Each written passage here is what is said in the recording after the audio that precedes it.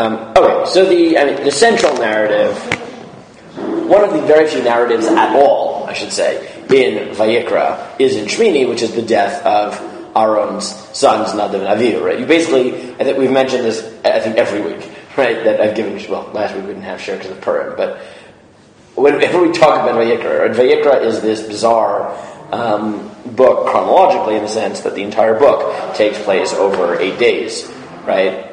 It's basically frozen in time, as opposed to, again, Bereshit takes, however many thousands of years it takes, right? But just taking, regardless of however you understand the first days of creation, but from like Adam Harisha until the end of it, you're talking to 2,300 years or so, right? Shemot takes several hundred years. Bamidbar takes 38, 39 years. Dvarim takes 30 days. But Vayikra takes 8, because the majority of these laws, there are almost no narratives at all. So when there's any storyline, which is only the end of Tzav and the beginning of Shmini, right, which is the 7 days of inauguration in Tzav, and then the 8th day of the inauguration in Mishkan in Shmini, which is also the day that the sons of Aaron, Nadav and Avihu die.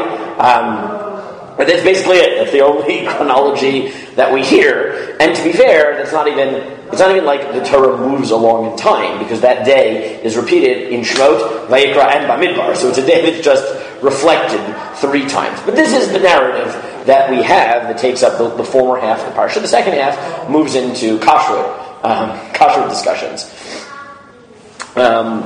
So I don't want to talk so much about what they did wrong as much as just try to analyze the story, because I've spent like all week with my students talking about what it could be that they did wrong, but I want to try to understand just the story itself. Obviously we have to talk a little bit about what they did or didn't do wrong, but I wanted to sort of zero in on that moment, trying to understand where it comes from. So, the first thing to know is that if you go right before their death, so you get the following, right? So, as I said, this is the 8th day of the inauguration of the Mishkan. Vayisa Aharon et Yadav el ha'am vayvarchein vayered me'asod hachatad v'olav hashlamim. So Aaron raises his hands to bless the people, which according to many Mefarshim is simply Birkat Kohanim, right? He just blesses them like we have, Baruch Hashem v'yishmerecha, etc. Vayvom Moshe v'Aaron el ol moed vayitzu vayirachu et ha'am vayirach l'Adonai el kol ha'am. So Moshe and Aaron go out to the Ol Moed, they bless them, and God's presence appears. V'teitzei eish milifnei Adonai v'tochal al mizbeach et ha'olav et ha'chalavim v'yirach ha'olam v'yironu v'yitvo b'neihem. And fire comes forth from Hashem and burns the korbanot, and everyone rejoices. And that this is the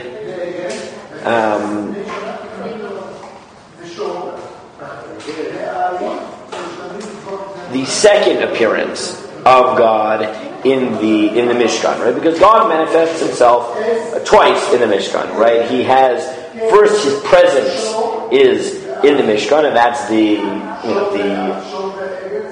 Anan, right? That's the cloud in the Mishkan, and then there's God's second manifestation in the Mishkan, which is not just that He's present, but that He is accepting of the korbanot, which is represented through that fire. Now, on the heels of that fire, so you get by Chuvnei Haron Nadav Avihu Ish Machdato, by Knuva and Ish, by Simolek Toret, by Kavulot and Adonai Ish Sarah Shalot Tziva Otam. So then the children of Aaron, Nadav and Avihu, take their fire pans, they put fire in it, they bring the Ktoret, a foreign fire, which God did not command, but takes a Ish Lefnei Adonai V'tochal Otam Lefnei Adonai. So there's 3 fires. The fire that God sends down from the Karban, the fire that Nadav and Avihu bring with the Ktoret that is unwanted, and then the fire that consumes them. So there's at least 3 mentions of fire, though as the Rashbam notes, this may not be chronological, there may only be 2 fires, right? There's God's fire and their fire. It shows that the original fire that burns the Korbanot burns them as well, right? the Rashbam is a particularly striking read of this and claims they didn't sin at all. It was a work accident, right? That God's fire, this is the Rashbam. Rashbam, right? He imagines this as God's fire comes down through the Kodesh HaKodashim, and then he's going to go shoot out from the Kodesh HaKodashim to the Mizbeach. And Nadav and Avihu get in the way because they're trying to get into the Kodesh HaKodashim unwanted. But it's not a punishment, it's just that they're literally in the crossfire, right? The fire is leaping out and they step in when they shouldn't, right? And are just caught in the fire, right? Literally. So he claims it's the first fire. Rashbam was Gershon. Was Shmuel ben Meir. Shmuel ben Meir. Okay. Shmuel ben Meir, right? He's that generation of Rashi's grandsons. Right. Was he an actual descendant of Rashi? His grandson. His grandson, yeah. Well, I'll ask this later. I'm just curious if people know what happened to his family. His family? Yeah, I mean, most of Ashkenazi Jewry is probably somehow descended from him. Yeah, that at least possible. And he had a lot of children. That was all the friends. They're all somehow related. Okay, so a few things that I was sort of listening to this week that that make me want to focus again, not on his sin, not on their sin so much, but maybe what is partially their sin, but more just what is going on in the story at all. So, like I said, the central question that bothered most of the Mefarshim is what did Nadav and Avihu do wrong that they deserve to die for? Now, a few points from that I was heard this week or was thinking about this week. Rav Aviad Tabori points out that first of all, at some level, there is this paradoxical approach of the Mefarshim to this, where the commentaries spend all their energy trying to figure out what did Nadav and Avihu do wrong. But that only highlights the fact that the Torah doesn't tell you that for the Torah, what they did wrong to deserve death is not nearly as important as the fact that they died and the subsequent story with Aaron. I mean, the Torah goes out of its way to not tell you, right? It's one of those things, right? It's the same with what exactly did Moshe do wrong? Right, that he didn't. What did he do wrong at Mei Meriva? Right, the fact that the Mefarshim have to spend hundreds of pages trying to figure out what he did wrong means that clearly the Torah didn't want you to know, or didn't want it to be obvious what he did wrong. Right, because when the Torah wants something to be obvious, it knows how to make it obvious. If it doesn't, right, the Torah is. Right, the fact that the Mefarshim have to bang their head against the wall to figure out what happened, or why something happened, tells you that the Torah clearly thought the fact that it happened is more important than the why, or it would have told you the why.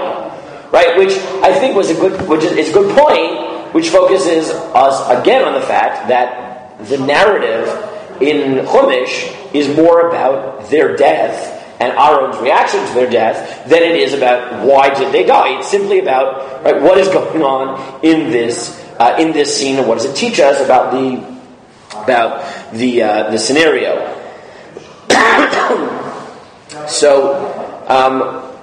But the Mefarshim do try to figure out what they did wrong, and you get every suggestion under the sun. Right? You get from the Midrash, maybe they made a halachic decision without Moshe. Right? Or they were being arrogant and disrespecting Moshe and Aaron. Or they were drunk when they came to offer the Ketoret. Or simply, they were bringing Ketoret when they weren't commanded. And, on and on and on. And then you have the Mefarshim who say they didn't do anything wrong. Like the Rashbam who say it was an accident. Philo says they were a karban. They were bringing themselves as a karban to God. Right? It wasn't really a sin at all. They were literally bringing themselves as a karban. But one of the answers offered by the Midrash is very helpful in framing this story. But one answer in the Midrash, which seems to be bothered not just by the question, what did they do wrong, but what I think is an even bigger question, which is, even if they did something wrong, how is this proportional? Right? How is this proportional punishment to what they did wrong? Right? Because that's really the question you have to ask. Right? Not just What did they do wrong? But why is death the proper punishment? So one answer offered by the Midrash is that, well, the truth is there is no proportionality here. And this was just God's excuse to kill them. But the reason they really died was because they deserved death since Parshat Yitro, and God was holding off killing them to not mar the Har Sinai experience. And as soon as they did something that was a little bit wrong, God took advantage of the situation to punish them for what they did the first time. Now, what did they do the first time? Right? Now, that Midrash is telling you that this story is not the first time this happens. So what story do they reference? So if you jump back, you find out that the only other time we meet Nadav and Avihu in any sense as characters who do anything is at Har Sinai, where we tend to misremember the story there. We think of it as all the Jews are at the foot of the mountain and Moshe is at the top of the mountain. But that's only 90% of the story. Right? Moshe is at the top of the mountain and the Jews are at the bottom of the mountain. But there's a bunch of people who are in between, right? Who are ascending up the mountain but not at the top of the mountain. And who are those people? So what you get is second, let's just get the pasuk.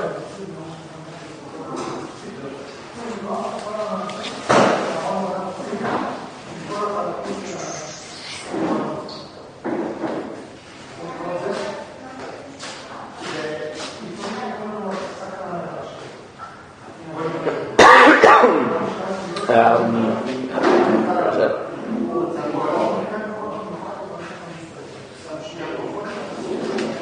I'm sorry, it's not. I'm missing it. It's not in Yitro. It is in.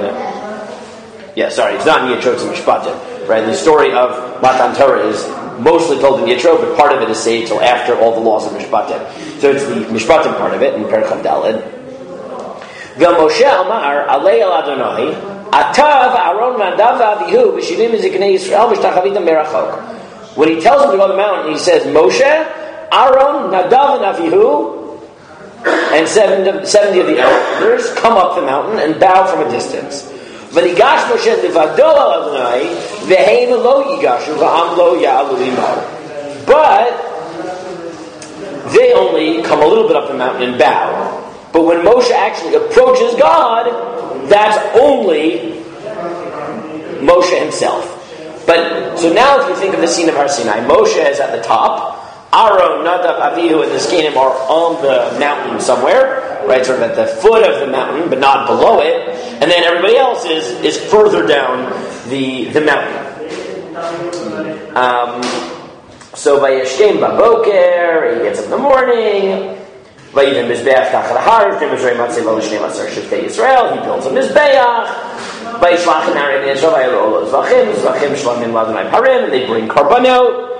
And then, skipping down, you get Vayal Moshe V'Aaron Nadav Avihu V'Shivim Mizignei Yisrael. So as God had commanded Moshe, Nadav, Avihu, and Aharon, and the 70s came in, start going up the mountain. Vayiru et Elohei Yisrael. And they see God, they see the bottom of his feet like sapphire, and the purity of the sky.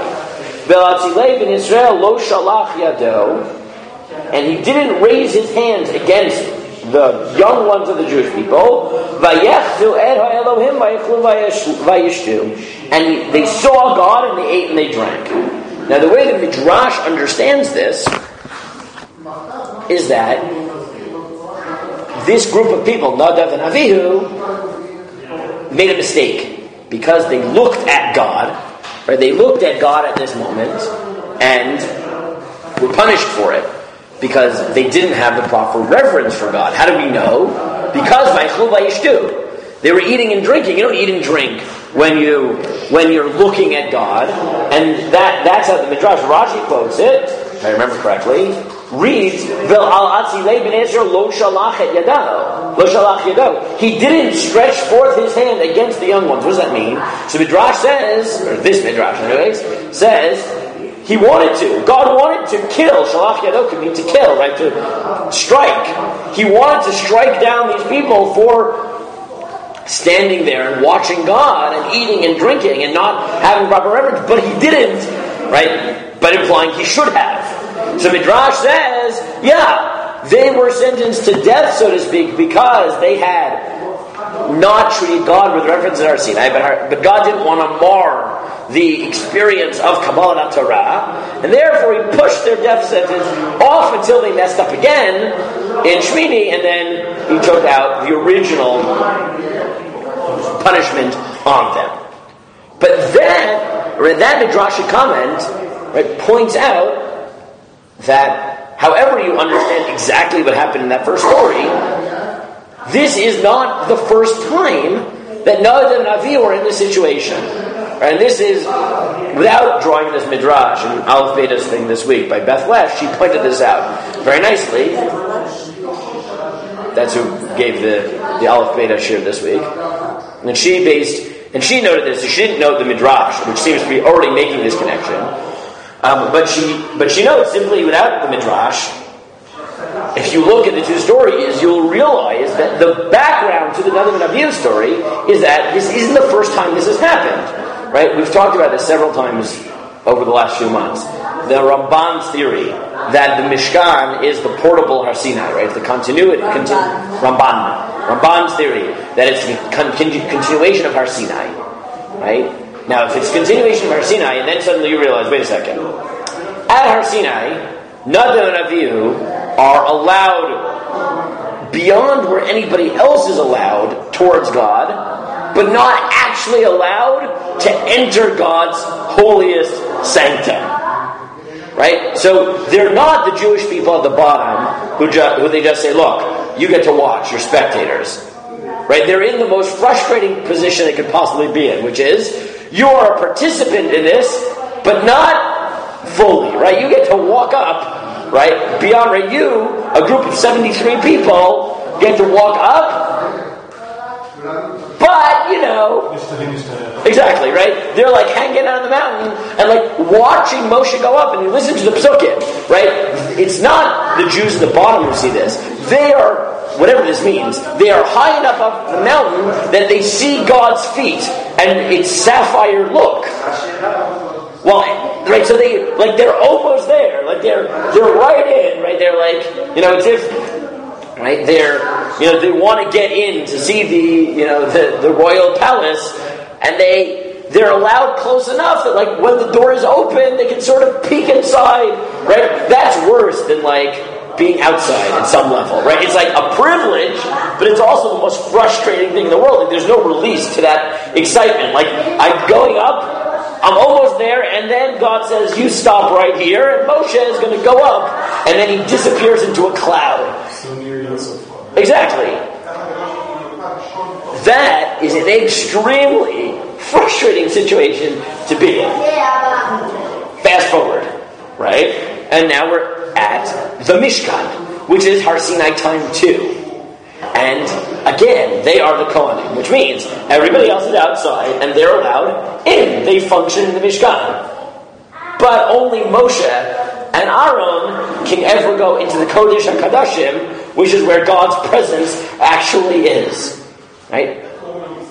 And here they are, and God's presence is again imminent. The fire is coming down, the cloud is down, right? All those same Har Sinai images, right? God's imminence in the cloud, God's imminence in the fire, Korbanot, all that, it's all again, it's the second time that it's so close yet so far.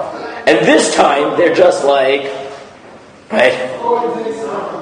They just storm the Kodesh HaKadashim because, they can't handle this. They can't handle this.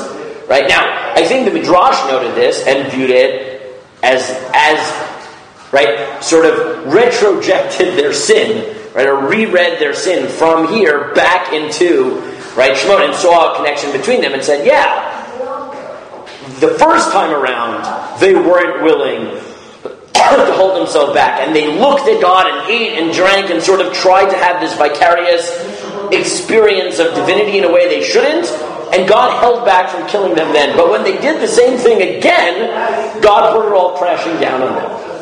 And that's sort of how the Midrash is viewing it.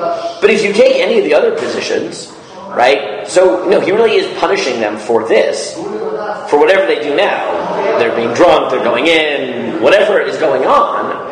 But the Midrash's fundamental point, which is that why did Nadav and Avihu feel compelled to storm the Kodesh HaKadashim and bring a fire of the Torah in? It's because, there's only so many times they could handle going through this experience, right? Like, the story of the Mishkan in general is, when you think about it, or Har Sinai, is at some level the pain of religious experience in general, right? Like, sometimes you feel distant, sometimes you feel close, and sometimes you feel like you want to be closer than you actually can be, right? Like, you want to go, and that is a very frustrating experience. Now, that sort of frustration can be constructed and channeled, right? Like, you can, instead of feeling frustrated and letting it eat you up, you can say, okay, I'm going to try to be as close to God as I can, recognizing that there are limits to how I can be close to God, right? But that moment can be very, very frustrating, and that's really what's going on, right? That the Mishkan and Har Sinai, what the stories are telling you is that God really is that close. He is that imminent. So it's, right, you're just pining for God, and He's right there, and He's so close, right? And that's specifically why it's so dangerous, because when He's so close, God puts up limits, and it's very hard to keep to those limits, right? The way Beth Lesh sort of put it as a parable, and I sort of like this for it, right? Is that if you think of, right, the danger here is always, right, whenever you're in a relationship, right, when you feel very close to someone, your intuitive response is to give them what you want to give them, right? Is to say, I want to be close to you, I love you, and therefore I want to give you something that expresses how much I love you, and therefore I'm going to give you what you need, but fundamentally as an expression of my love, right? The problem with that, that's good, but the problem is that sometimes that leads us to give someone else what we want them to need from us, rather than what they actually need from us. Right? Or I read a study probably a year ago or so, a fascinating study. They said, right, who are the worst people at giving gifts? Right? The worst people at giving gifts, right? Which people? And they found, right, in a relationship, right? Like, at what point are you the worst at giving gifts? So it's the opposite of what everyone thinks, right? People think, well, the longer you know somebody, the better you are at getting gifts for them. And they found that the people who were worst at getting gifts were people who've been married for like 50 years. Because they said if you've been in a relationship long enough, at some point you become so close to the person that you become convinced that you can read their mind and that you are living one life, such that you assume that whatever you want is what they would want. So you get for them what you would want them to get for you. Right? But it's not true. Right? A good gift isn't what you would want them to give you and you're giving them. It's what they need, which is not sometimes what you feel like you should be giving them. But that's a very hard thing to do.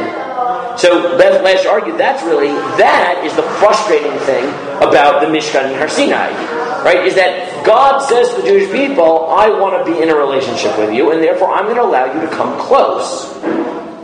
And that intimacy builds up. And especially the people who get to come closest, like Nadav and Avihu, say, wow, I'm in this intense relationship with God, I understand God, I'm with God, I want to be with God, I want to give to God, right? And therefore they come storming in the Kodesh HaKadashim with fire, right, with Torah, but God says, whoa, right? Yes, the Mishkan is a place of intimacy and intense relationship and intense immanence of God. But like in any relationship, you can't get so caught up in the relationship and therefore assume that you know what I want. I'm telling you what I want. Right? If you want this relationship to work, you can't give me what you think I want you to give me. I need you to give me what I tell you I want you to give me. Right? But it's the hardest for the people who are closest to be able to draw that line, because they assume that they know their partner, so to speak, so well that they know what's best. Right? So Nadav and Avihu, right? It's just like, what, twice God is going to tell us that He wants us to stay just outside the inner sanctum? Right? Just outside, that He's going to send His fire and His cloud, but He doesn't want us to enter in. He doesn't want us to bring the fire. That can't be what it means to be close. We're going to come in with our fire, because that's obviously what God wants. He wants us to be close. He wants us to come in. He wants us to show initiative. He wants Torah. He wants us to build that cloud of Torah in the Kodesh HaKodashim. Right? He wants us to show our love. And God says, no. I want you to show your love and devotion by being able to have enough self-control to feel that frustration.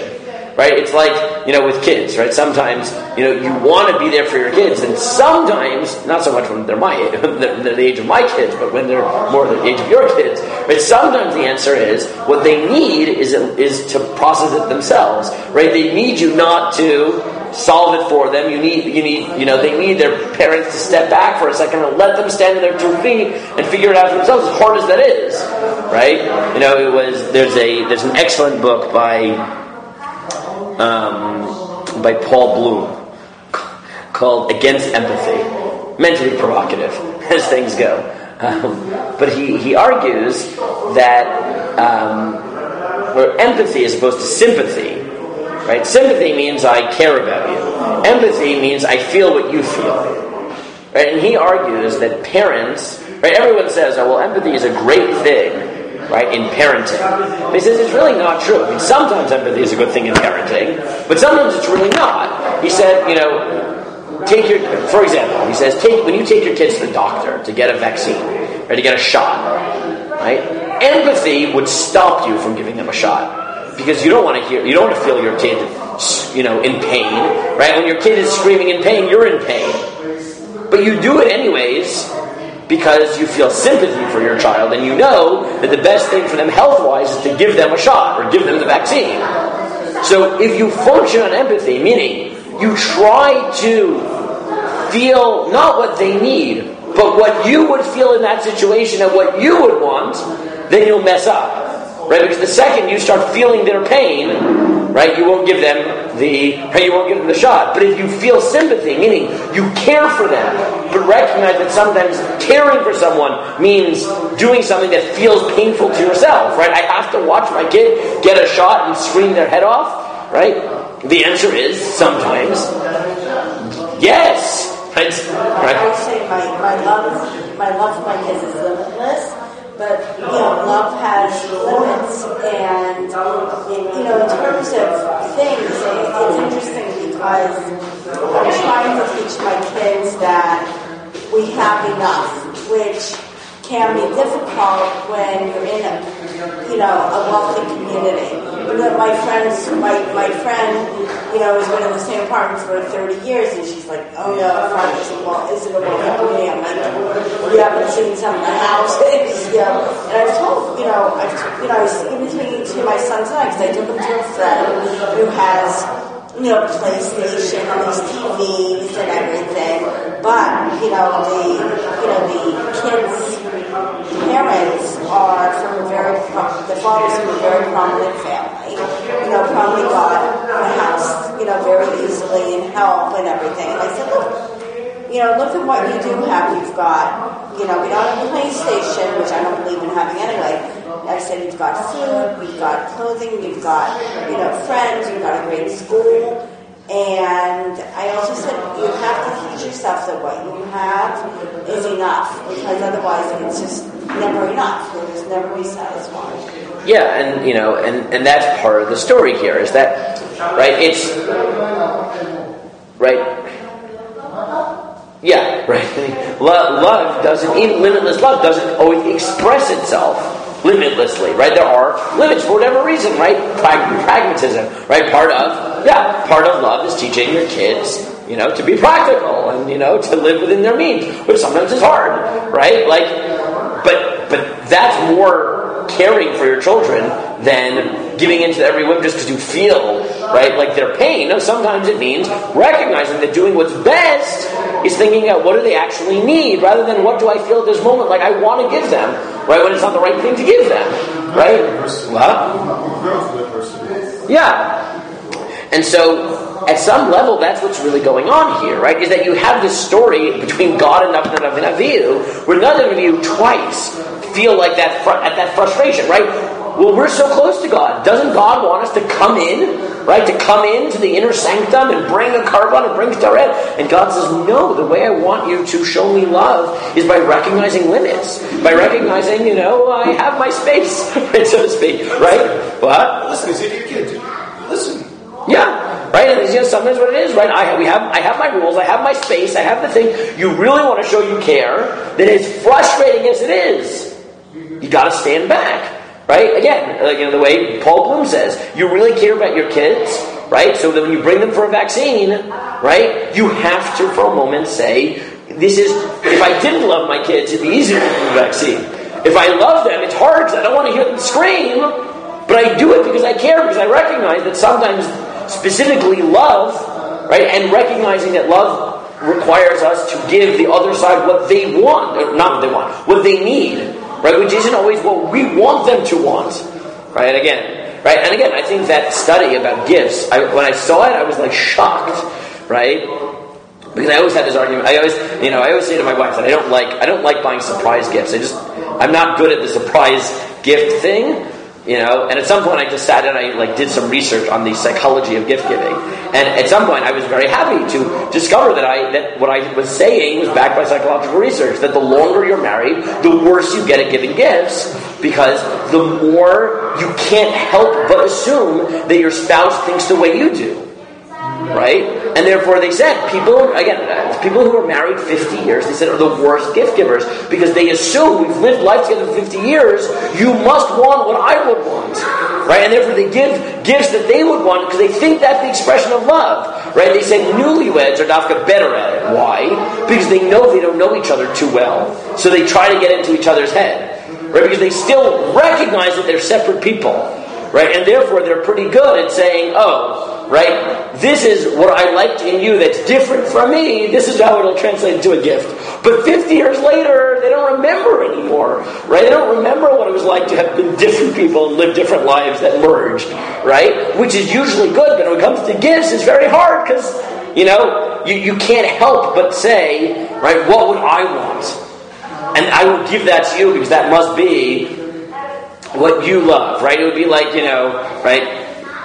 If I was just going out to get chocolate, right? If I was thinking what type of chocolate there is or I want, if I got her what I wanted, right, it would be like 86%, dark chocolate, right? Which is not right? She hates the chocolate that I have, right? So yes, I, balk at like the, milk chocolate, but if I was going to get her chocolate that she liked, then I would get what I want, right? Like, you have to at some point be able to say, oh, right, I want to get you chocolate, but the chocolate you like is different than the chocolate I like, right? And God wants us to be able to do that, and He says, look, I get the frustration, I really do, right? Because you're close to me, and I'm close to you, and therefore, you want me to want what you want, right? You want me to want you to enter into the inner sanctum, but I don't, right? I want you to listen to me. I want you to recognize the limits, right? And when you realize that this is the second time that they're at this place, right? You realize how hard it was for God to demand this of them, right? This is not the first time I'm tantalizing you. What? Yeah, it's the second time. But, what they should have done at that moment is said, wow, for the second time we come closer than almost anybody else. But of course, that's the hardest place to be, right? It's much easier to stay out of the mikdash, because then you pine for the mikdash, but you know what? You're not there. Okay, I wish I could go in, but I'm not in there. Okay, I'll go on my day's work. It's harder to be 3-4 meters from the place you want to be and pass it every day. But that, in the end of the day, and again, coming back to Rav Avia Tabori's point, right? interrupt? Reb Aviyad Tabori. I always listen to it. I just listen to a lot in the car, so I always do things. Right? But I think at some level, his point is well taken, is that when you realize this, again, what exactly their sin was is less important than the basic picture of this that's being painted, which is you have this immanence of God, this intensity, right, where God had set a limit, but the passion of the moment overcomes Nadav and Avihu. They just can't help whatever exactly they did wrong. The point is that they overstepped their bounds because of the intensity of the moment. It's understandable, but the fact that it was wrong is part of the message of the Mishkan in general, which is I want to be close to you. I want to be really close to you. But no matter how close you get, you've got to recognize my limits. You've got to recognize my rules. You've got to express the relationship on the level I want you to express it. Okay. One last point, which I thought was a bit radical, which I heard this morning in the car by Rav Ari Khan, was that maybe all of this is true, but maybe Nadav and Avihu didn't think of it as a failure. And he suggests, and the Midrash talks about this a little bit, right, that there was a slight delay, right, that first, but if you just look at the Psukim, you realize there's a slight delay, that Aaron blesses, right, so this is what I thought was fascinating, right, he said, if you look at the Psukim very carefully, Vayisa Aaron, one more time. Vayisa Aaron et yadav el ha'am vayvarchem vayered matzah chatat v'olav hashlamim. Aaron raises his hands to bless the people. Now at this point, there is no God yet, right? God hasn't entered, right? But Aaron is clearly trying to bring God down. He's blessing them. And then you get Vayavo Moshe Aharon.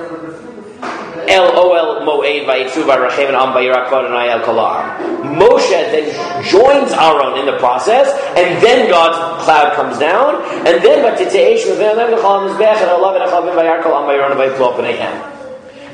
the fire comes down. So he takes a different take on this, which is maybe the reason they go in is because they saw that hesitation, right? That Aaron, who should be the Kohen Gadol and should be solely responsible for bringing God's presence into the Mishkan, doesn't. Right? Aaron blesses the people and nothing. And then Moshe joins Aaron, and together they bring the fire and they bring the Kvod Hashem. And he argues that Nadav and Avihu, it wasn't just they looked at this and said, "Where's God?" Right? It's, wait a second. Are you going to say that after all of this, right, our Father is not the one who's capable of bringing God's presence into the Mishkan? It's still Moshe, right? Aaron is appointed Kohen Gadol, and he's still not enough. It still requires Moshe, right? Now, is that because you can just need Moshe because Moshe is unique?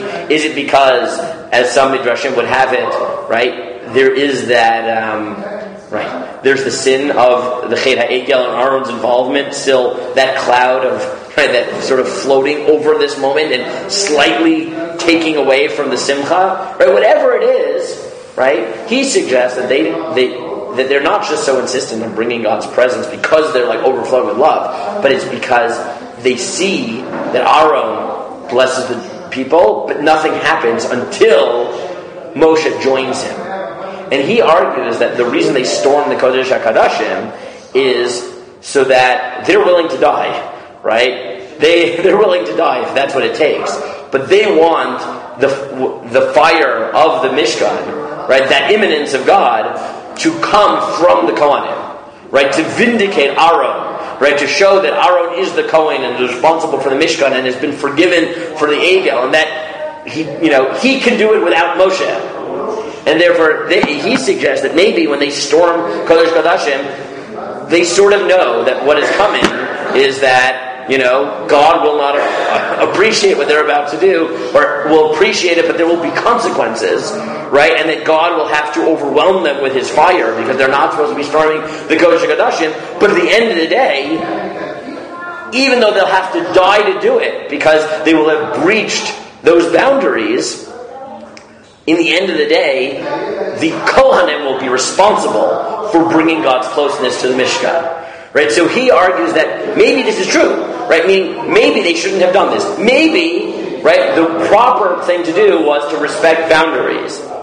But he argues that they weren't just breaching boundaries because they couldn't help themselves from breach boundaries, and that they couldn't fathom the consequences. Right? Maybe they could fathom the consequences. They were fully aware what was about to happen. Right? But they did it anyways because it was so important to them that when God expresses His love for the Jewish people and that fire comes down from heaven, that it come because of the Kohanim, even if that meant coming because God is punishing or killing the Kohanim, we're trying to storm. They just don't care. Right? Which I thought was a very creative shot on it. I'm not convinced of it. Right? That sounds like the twist on the kids who misbehave just so they get the attention. They get the attention, it's negative. Right, it's sort of like, it's something along those lines, which I'm not convinced of, but but at some level, right, it fits into this story, which is that less critical to the story is, again, exactly what they did wrong, and more is simply that this is a story of people who really, really want to be close to God in a way they shouldn't, right? And that the story is one of spiritual frustration and how that manifests itself. The lesson is clearly that, look, no matter how close you want to be to God, you have to love God in His own terms and respect His boundaries. Right? The twist he puts on, right, is the majority of Mepharshim assume that either they did it but it was wrong, right, and they were punished, but they didn't know it was coming, right, or it wasn't a punishment per se, right, but it was sort of like in the Haftorah, where Uzzah dies and he tries to grab the Aron. Right? It's not like a sin. It's just that, like, when you're around the Kodesh, HaKadoshim, the Aron, like, you just got to be careful. If you make even a slight mistake, it's dangerous and the consequences are high. It's like, right, making a small mistake in a nuclear reactor. Right? It's not like punishment. It's just the natural consequences of playing with fire.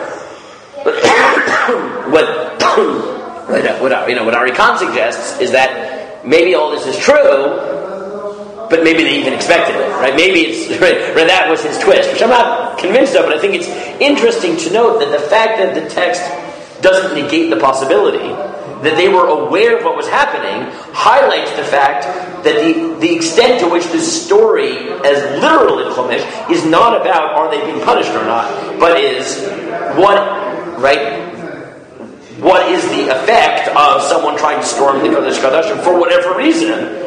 Right? And the fact that the text doesn't say whether or not they knew what was coming for them, right? That I think is fascinating, right? The fact that the text could swallow such a pshat, whether or not you're convinced by it, I'm not sure that I am, right? But the fact that the text could swallow that, right, already points to what the text is about and what it's not, right? And I think, at least as a thought experiment, to think that maybe that's really what's going on, right, is that, yes, they were trying to storm the Kodesh Kodashim because they wanted to be closer to God than they were supposed to, but maybe they even knew the cost and were willing to pay it, right, only highlights the extent to which this is a story about people trying to become too close to God in a way they shouldn't, right? Just because you're willing to pay the price doesn't mean that the fact you paid the price doesn't mean you were wrong, right? It just means that you were willing to accept the punishment, right? But it still highlights the extent to which this is really a story about frustrated love and the attempt to get God to allow them closer in